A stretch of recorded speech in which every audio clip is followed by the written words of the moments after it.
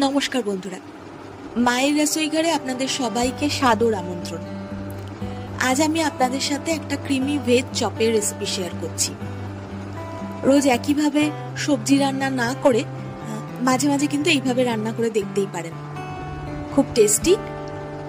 আমি যদিও এইটা ফ্রাইড রাইসের সাথে খেয়েছি, মিক্সড ফ্রাইড রাইসের সাথে।